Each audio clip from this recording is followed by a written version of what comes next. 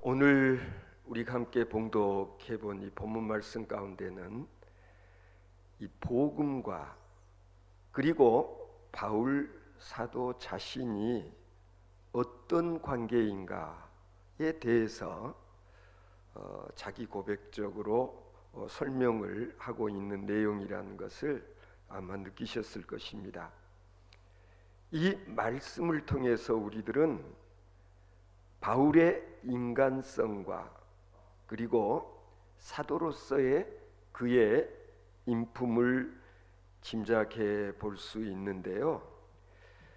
바울은 위대한 사도인 동시에 또 아주 높은 덕을 지닌 그런 분이고, 참으로 겸손한 주의 종으로 오직 하나님의 영광만을 위해서 헌신하고 수고하는 그런 믿음의 사람이라는 것을 우리가 실감할 수 있습니다.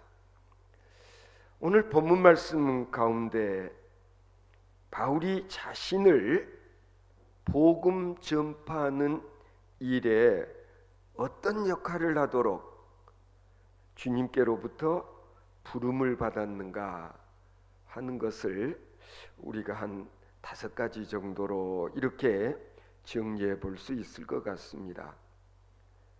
첫째로, 그는 복음 사업에 협력하는 자라는 그런 겸손한 자의식을 갖고 있었다는 걸 알 수가 있습니다. 14절을 보시면은 내 형제들아, 너희가 스스로 선함이 가득하고 모든 지식이 차서 능히 서로 구원하는 자임을 나도 확신하노라 라고 말씀하고 있습니다. 여기서 우리는 바울 사도가 얼마나 상대방을, 다른 사람들을 이렇게 이해하고 그리고 존중했는가를 짐작할 수가 있습니다.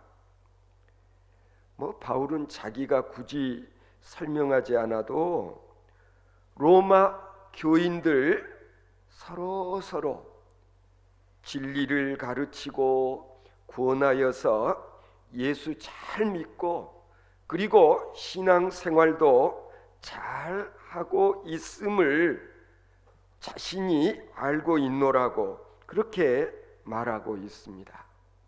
여러분 어떻습니까? 우리가 신앙생활 하면서도요, 때로는 우리가 신앙의 독선에 빠지기가 쉽습니다. 가령 내가 가장 모범적으로 신앙생활을 잘하고 있고 내가 모든 우리 사람들 가운데서 신앙의 본이 되는 그런 사람이다, 그렇게 생각하기 쉬운 것입니다.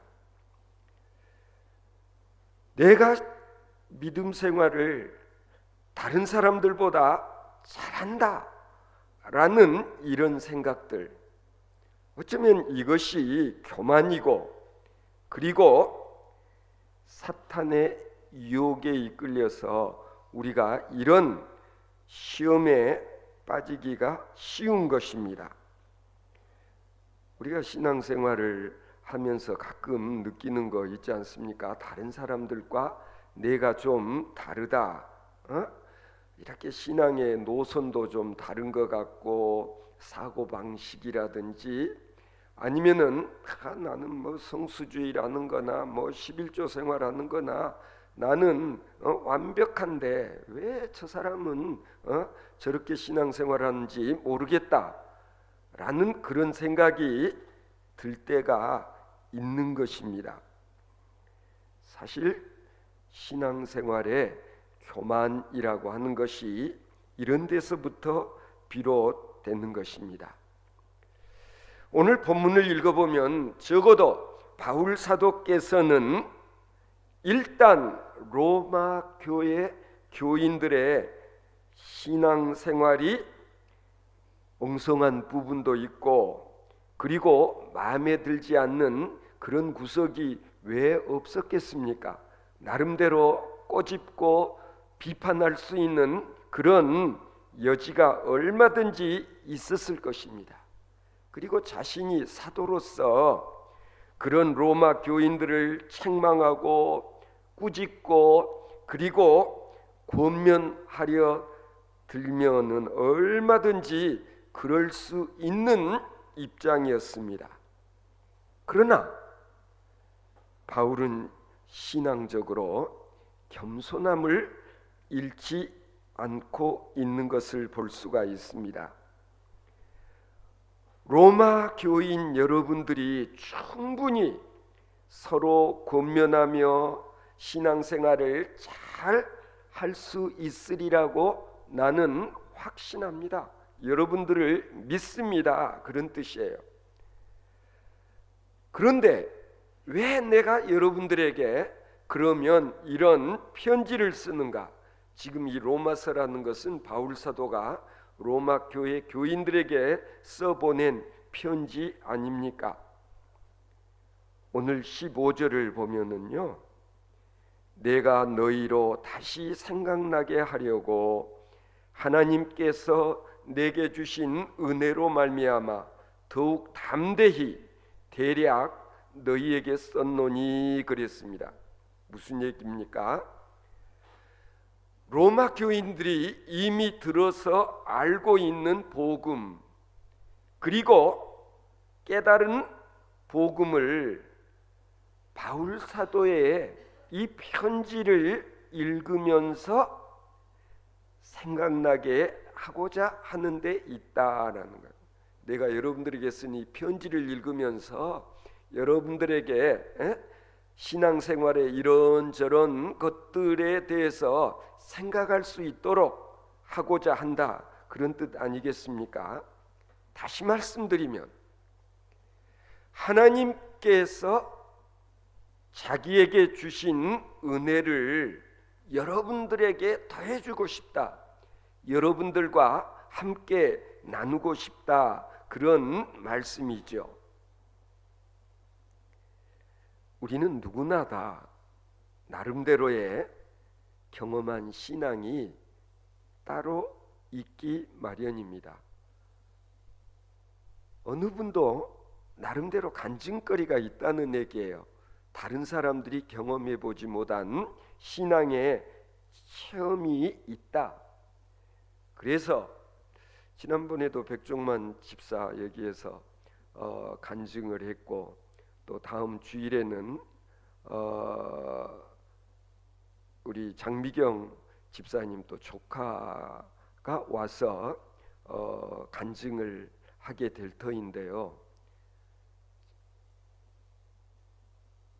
현대의학으로서도 쉽게 고칠 수 없는 그런 병에 걸렸을 때, 때로는 죽음 일보 직전까지 간 경험을 한 사람들의 경우, 그렇지 못한 사람들에게 그런 일들을 통해서 자신이 만난 하나님, 그리고 자신이 체험한 특별한 그런 신앙에 대한 고백, 이런 게 있을 수 있는 거죠.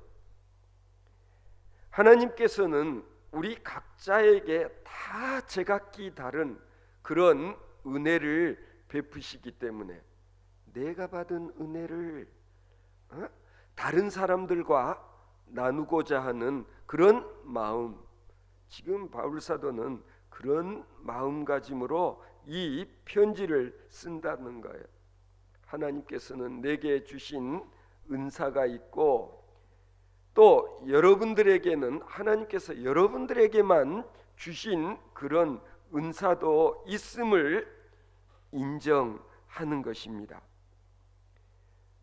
때로는요, 우리가 이런 생각을 할 때도 있어요. 내가 받은 은사는 소중하고 특별한 것이고, 그리고 다른 사람들이 받은 것은 뭐 그냥 그렇고 그런 것이냐 생각하는 그런 일, 이것도 사실은 우리가 늘 교만하지 않아야 한다는 점에서 우리가 마음속에 생각하는 바가 있어야 될 것입니다. 우리들이 제각기 받은 은사가 누구의 것이 더 우월하고 그렇지 못하고 소중하고 아니면 그저 그런 것이다, 이런 식의 생각을 우리가 하지 않아야 된다라는 거예요. 그래서 지금 바울 사도께서는 자신이 받은 은혜, 자신이 가지고 있는 은사, 이런 것들을 로마 교인들과 함께 공유하고 싶다. 요즘 영어로는 그걸 우리가 쉐어링이라는 말로 표현하지 않습니까? 바로 이것이 로마서를 기록한 이유가 된다, 그런 뜻이에요. 오늘 본문을 보면 우선 바울은 자신을 복음의 봉사자라고 이해를 하고 있는 걸 우리가 확인할 수가 있습니다. 바울 사도는 자기 자신이 복음을 위하여 봉사하는 자이지 내가 여러분들을 가르치고 여러분들을 보고 나를 따르라, 나를 본받으라 막 그렇게 하고 있지 않다는 점을 우리가 눈여겨볼 필요가 있다는 거예요. 뭐니 해도 사도 바울은 그리스도 복음에 대한 율법적인 해석을 하는 일에 있어서는 어느 누구보다도 탁월한 그런 은사를 가졌다고 할 수가 있습니다.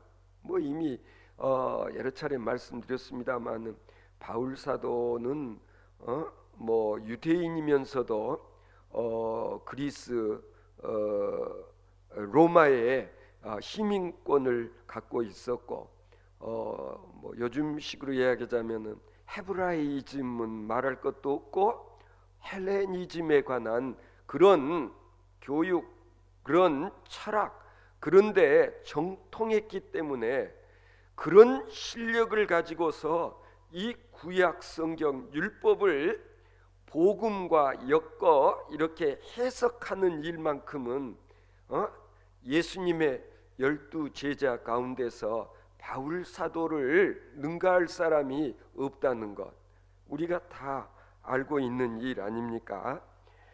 그래서 바울 사도는 복음과 율법의 관계를 이제 신학적으로 해석하고 그리고 설명하는 이런 일들을 하는 자신은 봉사자다, 그렇게 일단 자기 이해를 하고 있는 것이죠.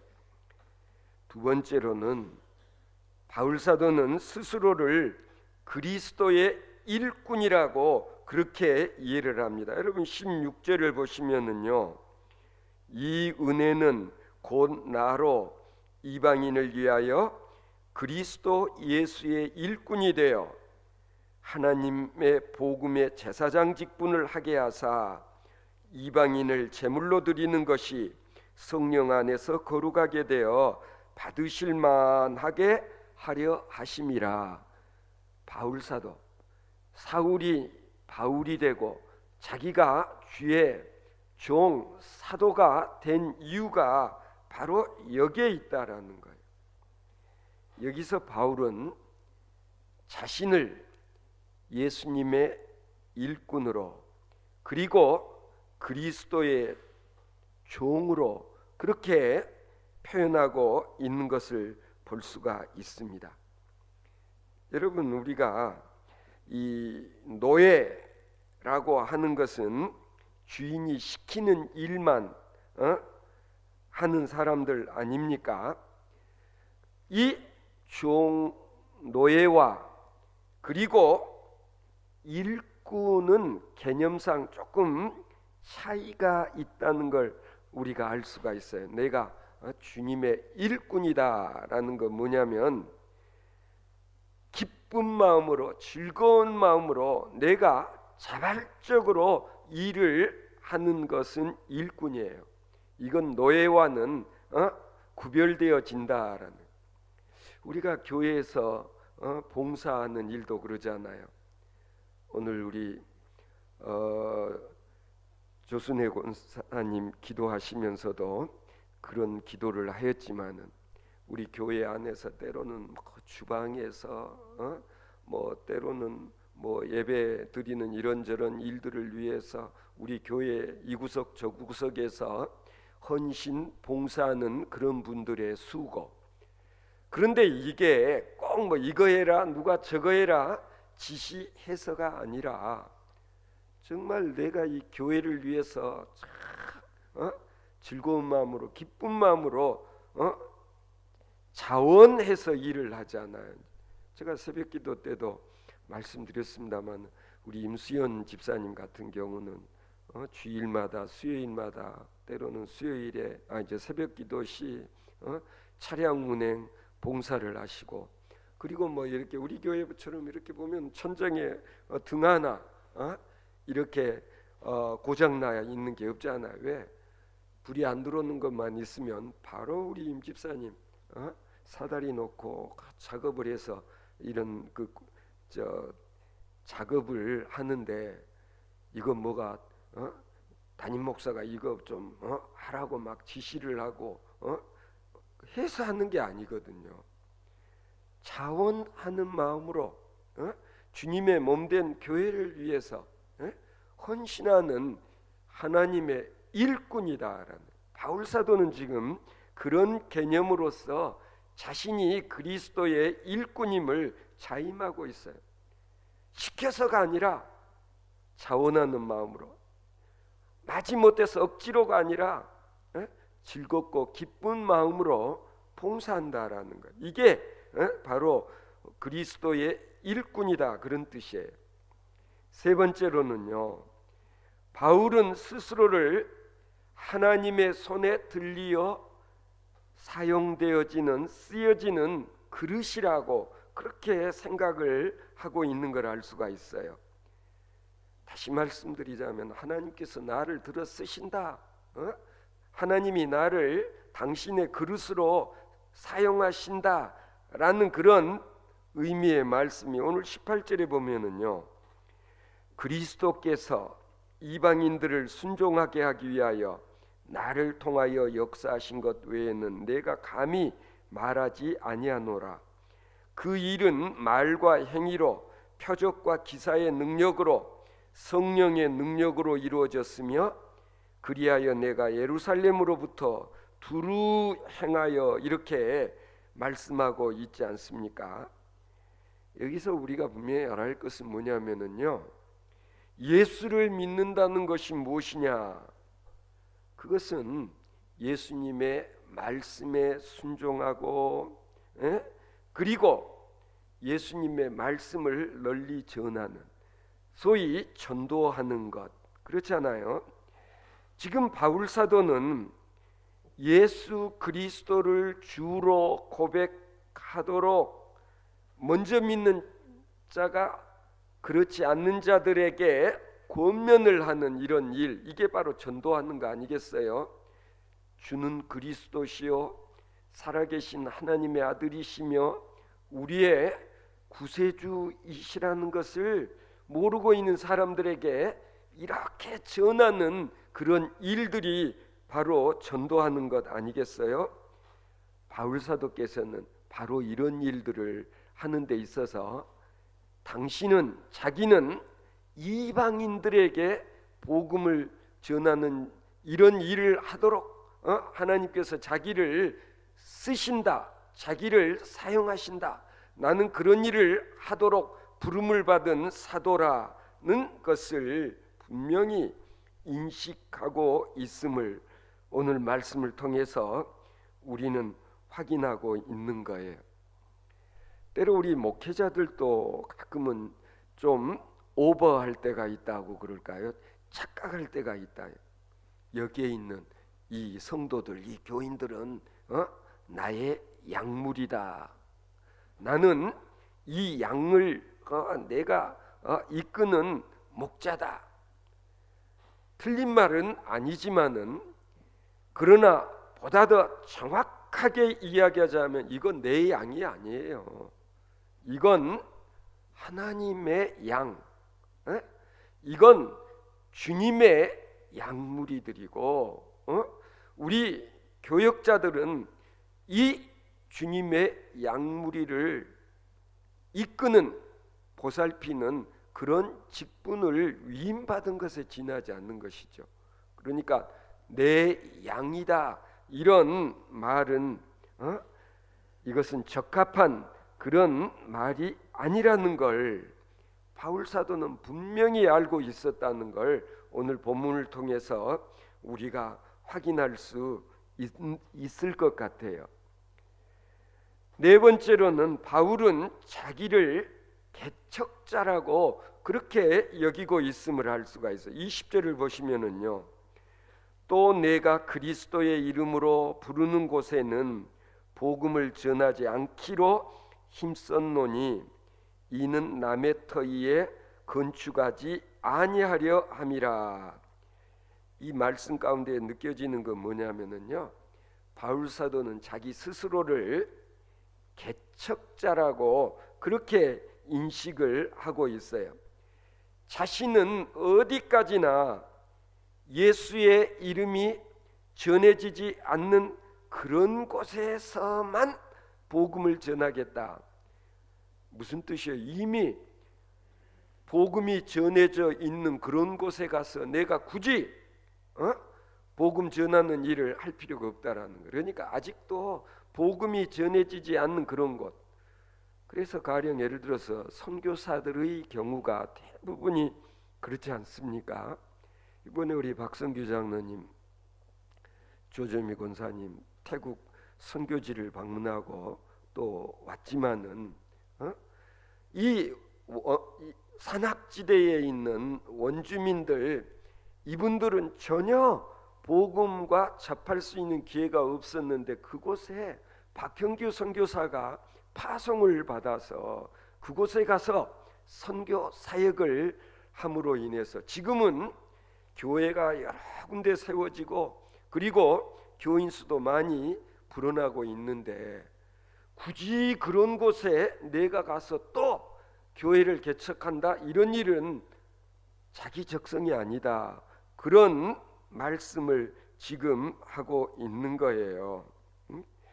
그래서 우리가 이 로마서를 비롯한 바울 서신을 읽어보면은요, 바울 사도는 이곳저곳에 교회를 개척하고 교회를 세워놓은 다음에는 믿음의 아들 디모데를 부릅니다. 디모데야, 빨리 와서 이곳을 내가 맡아라. 그리고 자신은 또 다른 곳을 향해 가버리지 않습니까? 디모데는 바울이 개척해 놓은 교회를 보살피면서 성도들을 양육하는 그런 은사가 있었음에 분명하다. 그래서 바울의 은사는 교회를 개척하는 은사가 있고, 그리고 디모데는 개척해 놓은 그런 교회를 맡아가지고 성도들을 이렇게 양육하는 그런 은사가 있어서 바울 사도는 교회를 개척하고 그 다음에 디모데를 불러서 이 교회를 보살피도록 그렇게 했음을 알 수가 있는 것이죠. 이건 뭘 의미하냐면은 앞서도 좀 말씀드렸습니다만, 교회 안에 보면은 참 우리 교회만 하더라도 다양한 은사를 가진 분들이 계시잖아요. 그래서 비록 규모는 작아도 우리 드림교회는 못하는 그런 일이 없지 않습니까? 심지어 요즘에는 이제 저전동 마중물 복지 협의체 위원들로서 뭐 전기면 전기, 수도면 수도, 아니면 뭐 이 냉난방에서부터 또 우리 뭐 이발하는 그런 일들까지 우리 교회는 다양한 이런 역량을 지닌 성도들이 많은 편이잖아요. 특별히 우리 교회는 뭐 음식 하는 일에 있어서는 음식 잘하는 분들이 너무나 많아가지고 우리 교회에서는 항상 음식 준비를 잘하는 그런 일들을 보면은 작지만 그래도 참 우리는 필요한 일꾼들은 두루두루 다 포진되어 있는 그런 알찬 교회다라는 생각이 들지 않습니까? 이게 뭐냐면 받은 바 은사, 달란트가 제각기 다르기 때문에 교회라고 하는 것은 이런 다양한 은사와 역량을 지닌 분들이 서로 합력해서 주의 사역을 이루어 나가는 그런 곳인데, 바울 사도는 자기 스스로는 교회 개척에 은사가 있다고 그렇게 이해를 하고 있는 걸 볼 수가 있어요. 그리고 마지막으로 바울은 스스로에게 제사장으로서의 그런 직무가 있음을 자각하고 있는 걸 알 수가 있습니다. 오늘 16절 말씀 거슬러 보면은요, 하나님의 복음의 제사장 직무를 언급하고 있지 않습니까? 제사장이라는 건 뭐냐면은요, 하나님과 사람들 중간에서 이 하나님께 대신 기도를 하고 제물을 바쳐주는 그런 역할을 하지 않습니까? 그게 제사장의 역할인 것이죠.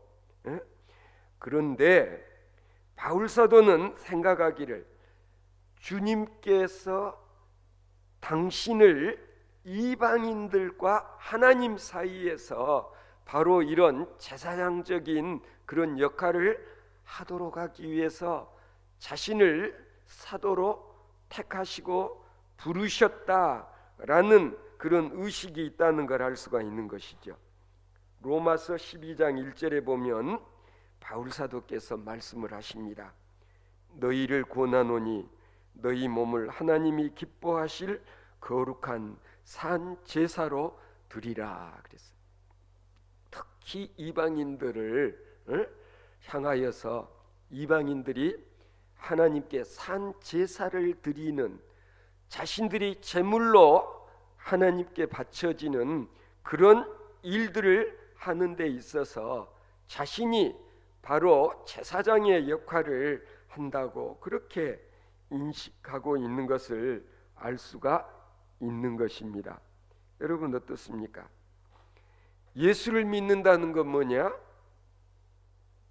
내 자신을 하나님께 제물로 바치는 것이다.